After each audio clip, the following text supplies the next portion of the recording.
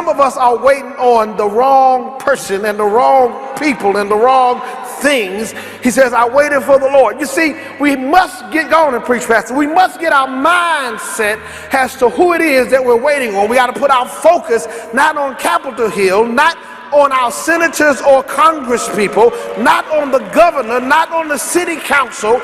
We cannot put our hope in our husbands or our wives, not on our bank account, not on the mortgage company. We have to wait patiently for the Lord, Jehovah Jireh, the God that provides.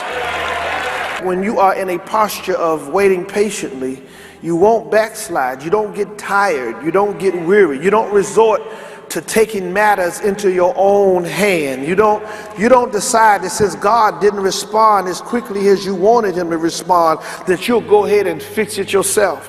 Anybody knows that when you try to fix your situation by your own strength and power, you only make things get worse. God has been God a long time. He knows what he's doing, and he does not need my assistance. But while God is working on the situation, he's actually working on you. He's actually fixing you and building character in you and shaping. Go on and preach, Pastor. He's actually developing some character in you. A whole lot of us could use some patience. We could use the ability to wait on God to step in. And what I discovered, and another thing while I'm on this thing, I discovered that God may not respond as quickly or within the timetables that I want him to. But what I do know is when he shows up, it is absolutely always right on time. When God shows up, it's the right time. If he comes too early, if he comes when I want him to come, I wouldn't have learned that he's a God that can move even when I have exhausted all of my resources and when I've gotten down to when I have no more. Sometimes you got to wait until you have nothing else but God before he steps into the situation and makes it work out. When I look at my life and how jacked up I am and how messed up I am and how many mistakes I've made and where I've fallen and how I think and the words that I ponder and the things that are murmuring around in my heart, God does not like to dwell in sinful places. But God says, as sinful as you are, I'll reach over, I'll stretch myself to come into your ugly domicile and incline my ear to hear what your situation is. He said, I waited patiently. Waited patiently means this. It means two things combined into one. It means to be in a position of hope and expectation. It means I am staying in a posture of being hopeful and having expectation. Somebody say hopeful and expectation. In other words, it means I am in a status of always looking and expecting God to do something.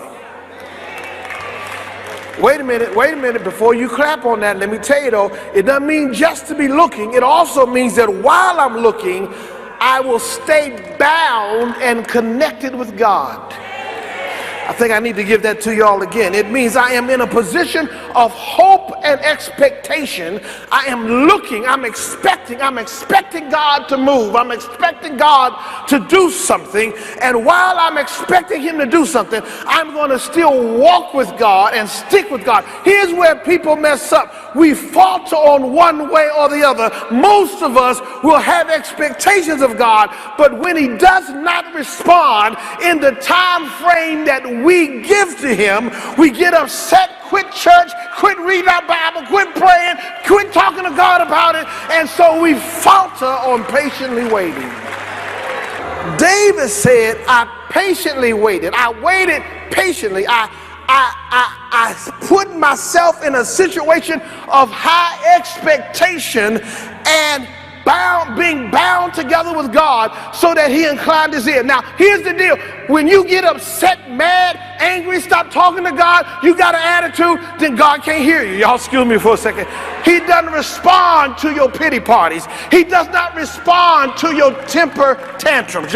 He saw you cussing people out. He saw you giving people a piece of your mind, the little bit of peace that you had. He saw you telling folk off. He heard what has been pondered in your heart. And what you don't realize is that when you enter into that domain, you enter into a domain that shuts God off from having the capacity to respond to you. You're throwing a temper tantrum. You're getting upset. You're questioning his existence and questioning his power because he has not responded to you as quickly as you wanted. But here's what captures the heart of God. What catches the ear and captures the heart of God is when a person says, I don't mind waiting. I don't mind waiting. I'll patiently wait. I know in due season and in due time, God will step into the circumstances of my dilemma and he will resolve my problem and he will answer my prayer. But all I've got to do is learn how to stick with God and keep on having an expectation that God is going to do something fabulous. As a matter of fact, it says he will incline to me and he heard my cry, he said. That word cry means your appeal for help. I'm not telling you don't tell God that you need some help, but please let it be in the right spirit and the right attitude. That word cry means I'm making an appeal for God about my circumstances. Cry doesn't mean that you are complaining and you're grouchy with tears. The word cry means you are asking God for his help. You are acknowledging that you realize that by your own strength and power, you cannot change your circumstance.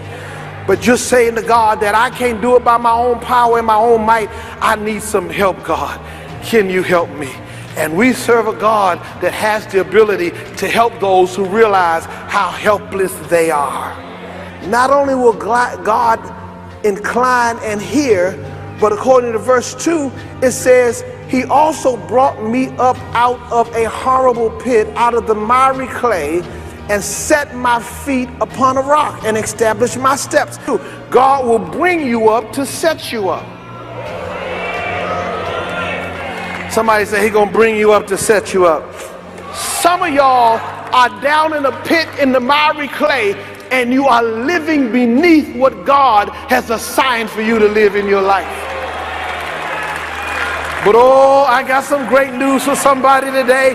We serve a God that will come into your domain, and I give him the praise that he will cause you to rise up and become everything he's called you to be.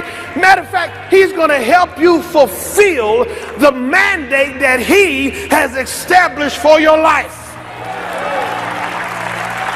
As a matter of fact, the text says, I like this, he says he is going to set you, he's going to set your feet upon a rock.